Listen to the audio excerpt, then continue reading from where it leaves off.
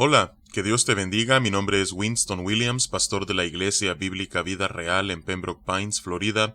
Bienvenidos a otro episodio de Vida Devocional, un ministerio de la Iglesia Bíblica Vida Real, cuya misión es sembrar la verdad de la palabra de Dios en los corazones de los hombres y cosechar vidas nuevas para el reino de Dios. Para más información puedes visitar nuestra página web www.ibvidareal.org o seguirnos en redes sociales en @ibvidareal.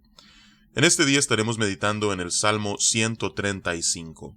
Se desconoce el autor de este salmo, pero el título describe el mismo como hablando acerca de la grandeza del Señor y la vanidad de los ídolos. En ese sentido es un salmo muy parecido al Salmo 115, en que destaca la diferencia entre el Dios verdadero y los ídolos falsos de las naciones. Así es que este salmo comienza con una exhortación a la alabanza y luego procede a describir todas las razones por las cuales Dios es digno de alabanza. Evidentemente, las razones que este salmo nos da no son exhaustivas, pero son un buen ejemplar de esas miles de razones por las cuales nosotros debemos alabar a Dios. Así es que vamos a darle lectura a este salmo y nos iremos deteniendo en algunas partes para meditar en su contenido. Dice la palabra de Dios: Alabad el nombre de Jehová, alabadle, siervos de Jehová, los que estáis en la casa de Jehová, en los atrios de la casa de nuestro Dios.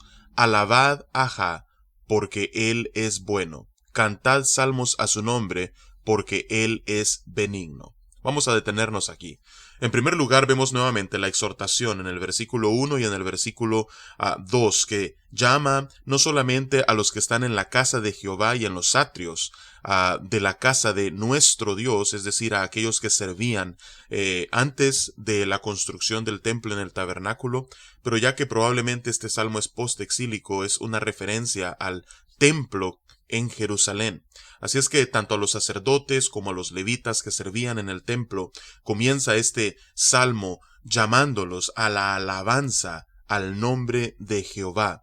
Y luego nos da la primera razón en el versículo 3. Debemos alabar a Jehová porque Él es bueno. Debemos cantar salmos de su nombre porque Él es benigno. Y esa bondad, esa benignidad, procede el salmista a dar ejemplos de ella, los cuales a la vez vienen a ser razones adicionales por las cuales debemos alabar al Señor.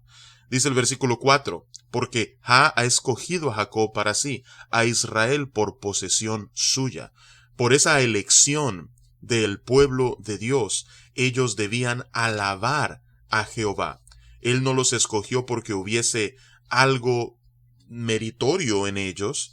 Después de todo, era una nación pequeña en comparación a otras naciones grandes en el mundo, como las que encontrábamos en Mesopotamia, o como las que encontrábamos en las llanuras de China, o como Egipto o Asiria.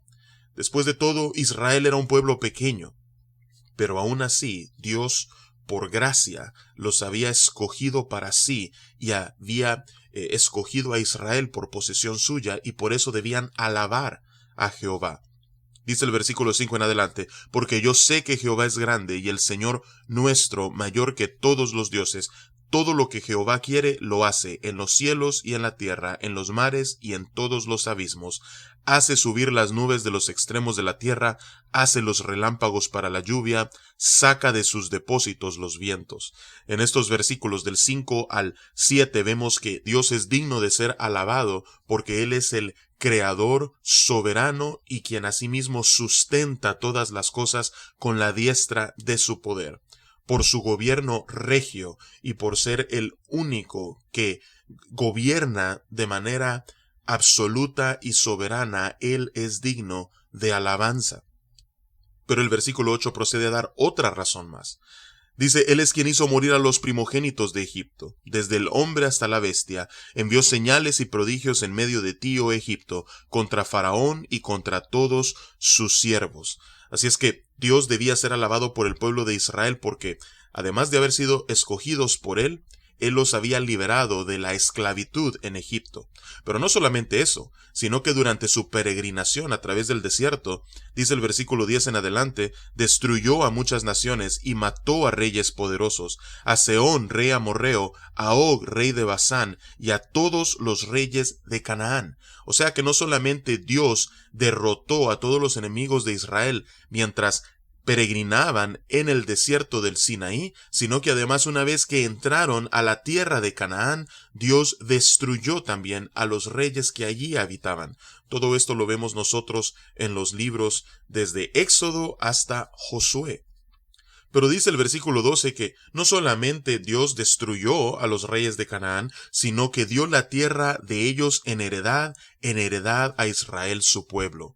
Dios le había hecho una promesa a Abraham, y era que sus descendientes habitarían la tierra de Canaán. Y aunque pasó mucho tiempo desde que Dios hizo la promesa hasta que se la cumplió, con todo, Dios cumplió su promesa cuando el pueblo de Israel entró en la tierra prometida y Dios les permitió conquistarla y poseerla. Pero dice el versículo 3 en adelante, oh Jehová, eterno es tu nombre, tu memoria, oh Jehová, de generación en generación, porque Jehová juzgará a su pueblo y se compadecerá de sus siervos. Dios debe ser alabado porque su nombre es el único que permanece. Todo lo demás es mudado, pero Dios es el mismo ayer, hoy y siempre. Y además Él es justo para juzgar y Él es compasivo para poder intervenir en todo lo que tiene que ver su pueblo. En comparación a los dioses falsos de las naciones, dice a partir del versículo 15, el Salmo 135, los ídolos de las naciones son plata y oro, obra de manos de hombres. Tienen boca y no hablan, tienen ojos y no ven, tienen orejas y no oyen, tampoco hay aliento en sus bocas. Semejantes a ellos son los que los hacen y todos los que en ellos confían. Dios es digno de ser alabado porque Él es el único verdadero. Todos los demás son falsos. Y dice este pasaje desde el versículo 15 hasta el versículo 18, que no solamente los ídolos de las naciones son inútiles, tal como lo encontramos en el Salmo 115, sino que aquellos que confían en ellos, aquellos que hacen estos ídolos que son de plata y de oro y de bronce y de piedra y de madera, son igualmente inútiles que ellos, en el sentido de que ya que ellos no tienen ningún poder, ya que ellos no tienen ninguna capacidad de poder salvar, no pueden garantizarle a nadie la vida eterna, ni mucho menos, así entonces son aquellos que se postran ante estos ídolos confiando en que ellos les mostrarán algún tipo de favor, cuando en realidad no tienen poder alguno para otorgar absolutamente nada. Dice el versículo 19, casa de Israel, bendecid a Jehová, casa de Aarón, bendecid a Jehová, casa de Leví, bendecid a Jehová, los que teméis a Jehová, bendecid a Jehová, desde Sión sea bendecido Jehová, quien mora en Jerusalén, aleluya. Y aquí es un llamado no solamente a aquellos que servían en el templo, como los que eran descendientes de la casa de Aarón y de la casa de Leví, esos siervos de los cuales habla al principio del Salmo, sino que la casa de Israel en general debía bendecir a Jehová, y no solamente la casa de Israel, sino que todos los que temen a Jehová, todos los creyentes deben de bendecir a Jehová. Y ya que en Sión se encontraba el templo donde Dios había escogido manifestar su presencia y habitar en medio de su pueblo, es por eso que el versículo 21 dice, desde Sión sea bendecido Jehová, quien mora en Jerusalén. Así es que toda la creación debe alabar a Jehová. Ciertamente su pueblo escogido, que ahora también incluye a la iglesia de Jesucristo, debemos alabar a Jehová, pero toda la creación, por cuanto Dios es soberano sobre toda ella, debe alabar el nombre de Jehová.